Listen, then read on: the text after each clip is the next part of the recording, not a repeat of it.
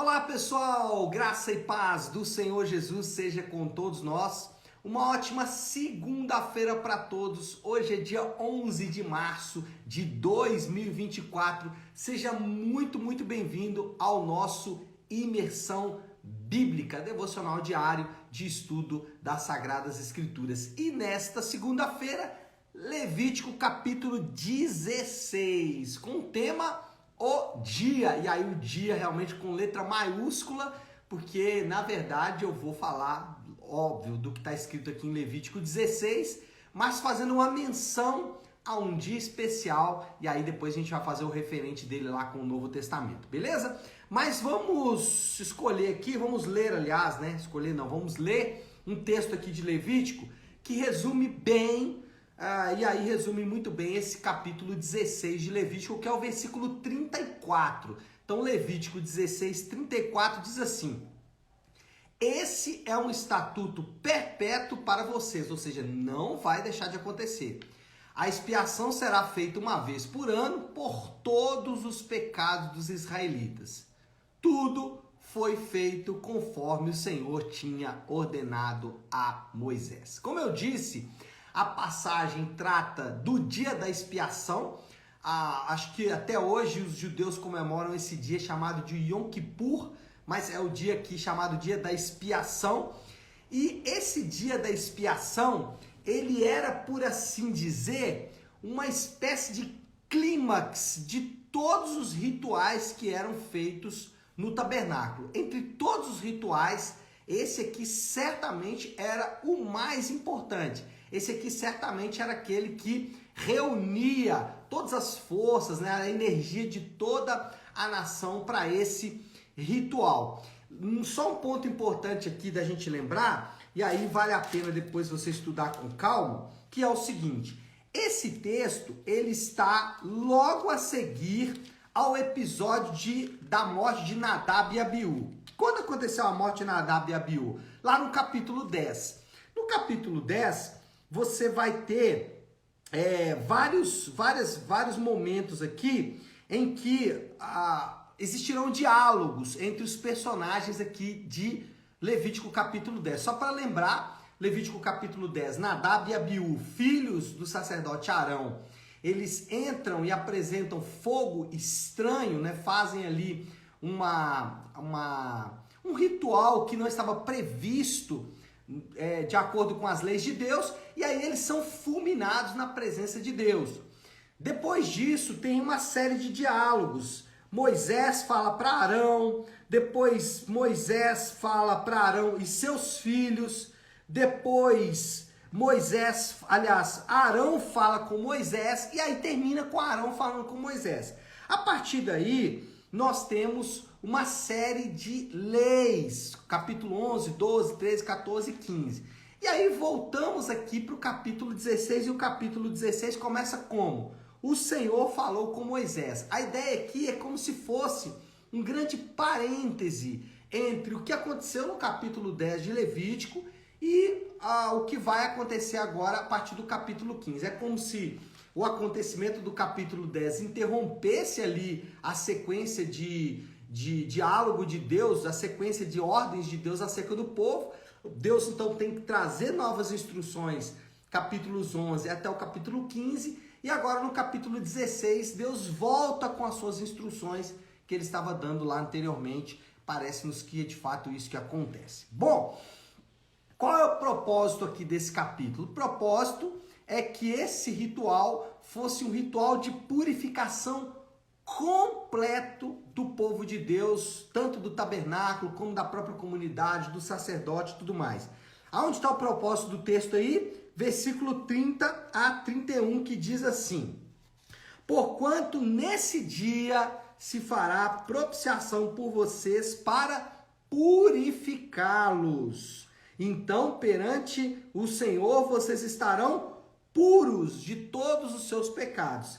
Este lhe será um sábado de descanso, quando vocês se humilharão em um decreto perpétuo. Ou seja, esse será um dia dedicado a isso, para que o povo então pudesse buscar o Senhor. A ideia é que ia ser um dia de purificação purificação completa e absoluta.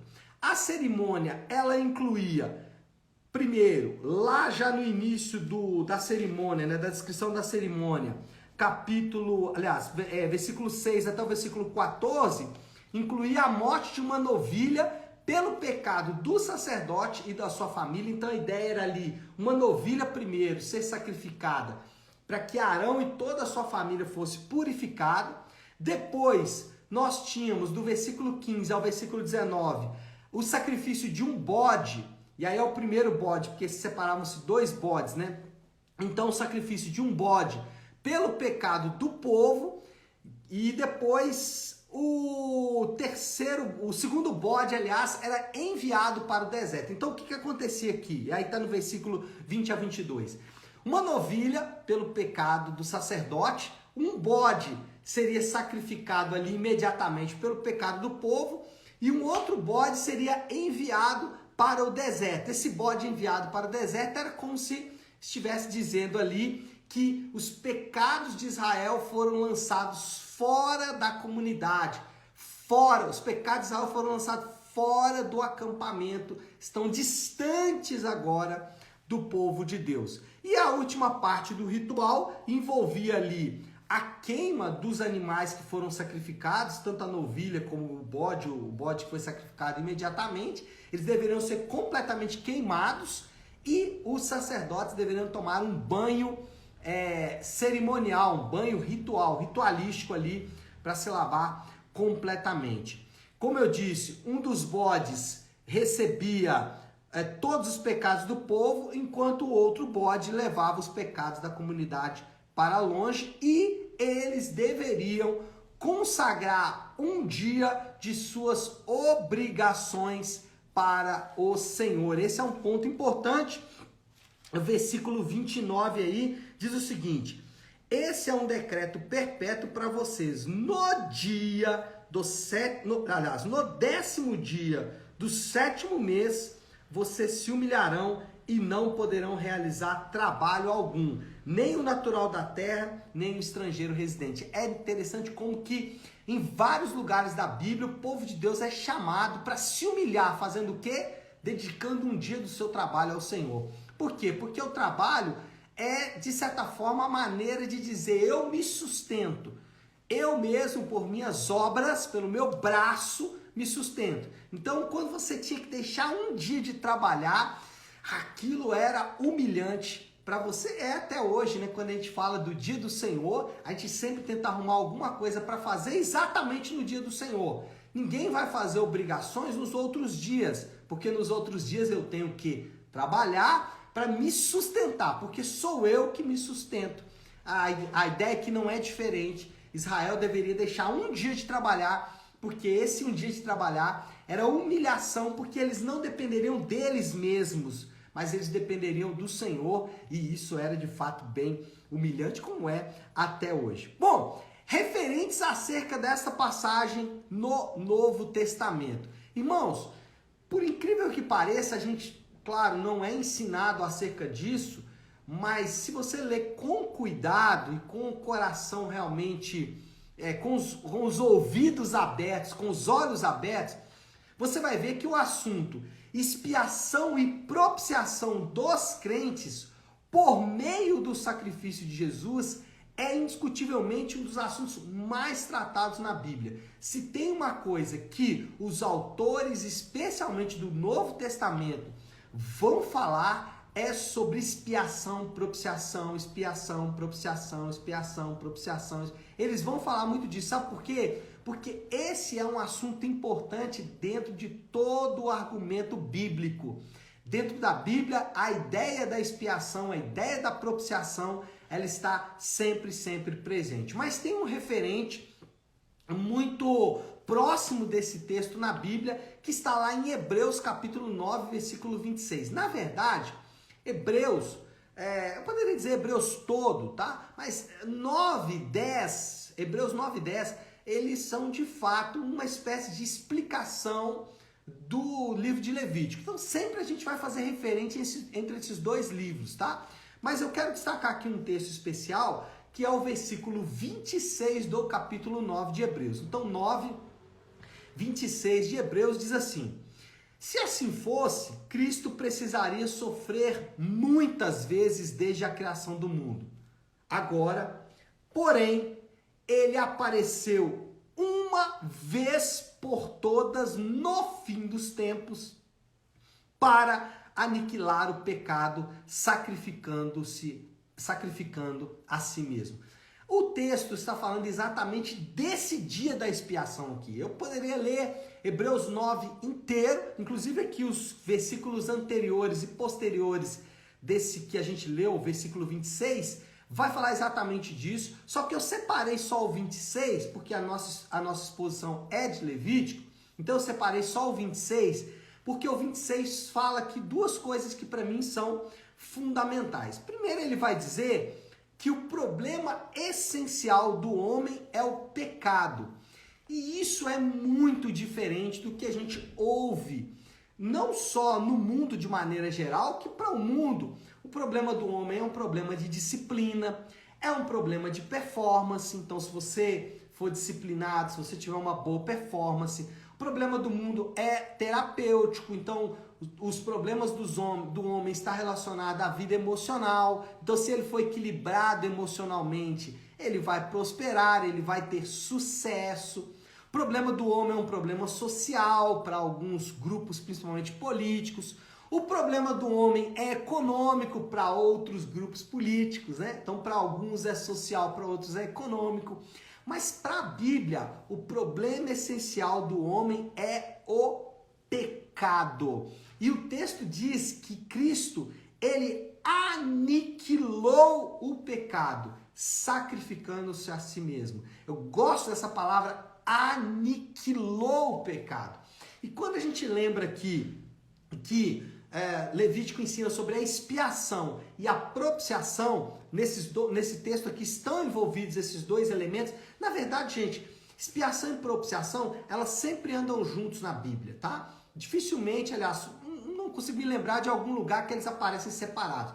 Por quê? Expiação e propiciação são assuntos relacionados ao sangue. Jesus, por meio do seu sangue, ele fez essas duas coisas por nós. O que é expiação? O que é propiciação? Expiação é retirar e propiciação é imputar. Então, eu tiro o pecado e imputo justiça. A gente tem falado sobre isso aí, principalmente na semana passada. Então, fazendo referente desse texto e aplicando esse texto à nossa realidade, especialmente usando aqui Hebreus capítulo 9, primeiro, o problema essencial do homem é um problema de pecado, então a gente precisa compreender isso de uma vez por todas, senão nós vamos ser iludidos pelo canto da sereia. E aí eu não estou dizendo, eu não estou excluindo aí alguns púlpitos que ensinam que o problema do homem é um problema, como eu disse aqui agora há pouco, disciplina, performance e tudo mais. Não, o problema do homem é um problema de pecado, pelo menos é assim que a Bíblia nos apresenta. Segundo referente aqui, se nossos pecados foram expiados, foram pagos, né, como o texto diz aqui, aniquilados, eu não preciso pagar os meus pecados. E isso aqui é de maneira muito pessoal e particular, porque isso se aplica a cada crente. A ideia de que você paga os seus pecados tem que ser completamente abolida da sua mente. E isso é muito difícil, porque sempre nós vamos ver a nossa vida por causa e efeito. Então vamos lá. Alguém resolve mudar de emprego. Estou dando um exemplo que me veio à mente aqui. E nessa mudança de emprego, na mudança ele acaba não indo muito bem. E aí o que ele começa a pensar? Que o insucesso dele é que ele está pagando o pecado da escolha anterior. Isso se adapta a várias questões. Isso se ajusta a várias questões. Então, muitas vezes nós achamos que os nossos insucessos, eles são frutos do pagamento dos nossos pecados. E ainda, né, usa a Deus nessa história, né? Ah, o Senhor me disse que eu... Não, calma, irmãos.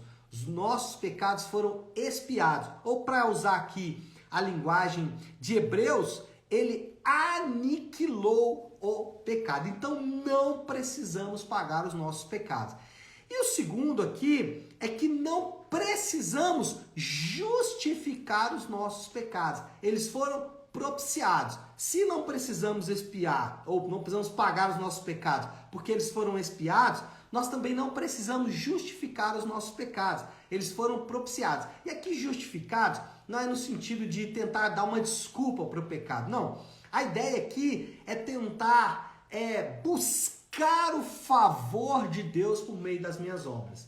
Então, buscar agradar a Deus, e assim como uma espécie de sacrifício religioso, né? E aqui é muito interessante porque eu poderia citar vários exemplos dos romanos, dos católicos que pagam promessa, dos espíritas que têm que fazer boas obras e dos protestantes que têm, num modo talvez mais tosco ali, tentar adquirir as riquezas ou as vontades de Deus por meio de algum tipo de pagamento financeiro, ou então aqueles que ensinam que vamos agradar a Deus por meio de disciplinas, por meio do amor, por meio da bondade e assim por diante. Volta aqui para o texto de Hebreus capítulo 9. O que diz aqui o texto de Hebreus capítulo 9? Ele aniquilou os pecados sacrificando a si mesmo. O que fazemos então, pastor Léo? O que eu tenho que fazer então? Já que eu não pago os meus pecados, já que eu não preciso fazer propiciação, justificação para os meus pecados, então o que eu devo fazer? Irmãos, essa é a grande mensagem do Evangelho. O Evangelho não está ligado ao que fazemos, mas o Evangelho está ligado ao que Cristo fez por nós. Sabe o que nós temos que fazer então, meus amados irmãos? Nós desfrutamos da obra de Cristo por meio da fé. Nós desfrutamos, eu preciso por fé crer que, volto aqui para o texto de Hebreus, crer que que Jesus aniquilou o pecado, sacrificando a si mesmo. Então, note o aspecto aqui de desfrutar da obra de Cristo. Eu faço isso por fé, crendo que isso aconteceu, com arrependimento, ou seja, deixando para trás os meus pecados, e não faço isso, como eu disse, para pagar pecados ou para justificar pecados. E por último, em adoração. Por quê? Essa verdade, ela tem que levar o meu coração a adorar a Deus. Dizer, Deus, quem é o Senhor que faz essas coisas?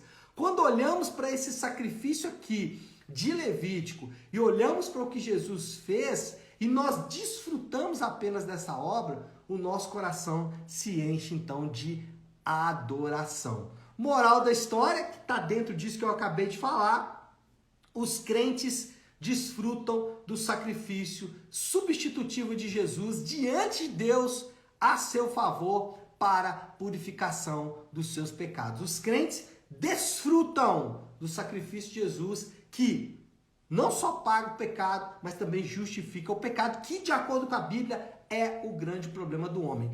E aí a aplicação final aqui. Qual é a aplicação final, irmãos? Eu espero, e isso a começar de mim mesmo, claro, né? Que essa mensagem mude completamente a forma como nós encaramos a vida. A vida não é um exercício de obrigações. Obrigações, sejam obrigações com a igreja, com a família. É claro que todos nós temos responsabilidades, mas essas responsabilidades, elas derivam da adoração. Então a vida não é um exercício de obrigações, pelo menos a vida cristã. A vida de outras religiões aí sim, mas a vida cristã, aonde Jesus aniquilou os nossos pecados, a vida cristã é um exercício de adoração. E um exercício de adoração que vai produzir, óbvio, o privilégio de estar casado e cuidar da minha esposa, o privilégio de ter um emprego e ser um testemunho de Deus ali, um representante de Deus no meu trabalho, o privilégio de participar de uma igreja local e em adoração servir os meus irmãos, servir a comunhão da igreja. Que coisa linda é poder, com o meu testemunho, abençoar a vida de irmãos que Deus colocou na mesma igreja que eu. Que privilégio é separar um dia da minha semana para o Senhor, para me humilhar, como o texto aqui disse em Levítico, ao Senhor. Então, essa história aqui de Jesus, né, esse relato bíblico de que ele aniquilou os nossos pecados, muda completamente a forma como encaramos a vida. E eu preciso parar aqui, né, gente? Senão eu vou empolgar, acelerar e o tempo urge, né? Vamos orar, vamos colocar tudo isso aí diante de Deus. E como eu gosto de fazer, segunda-feira é dia de orar a oração que o Senhor nos ensinou, a oração do Pai Nosso. Vamos fazer isso? Pai nosso que estás nos céus, santificado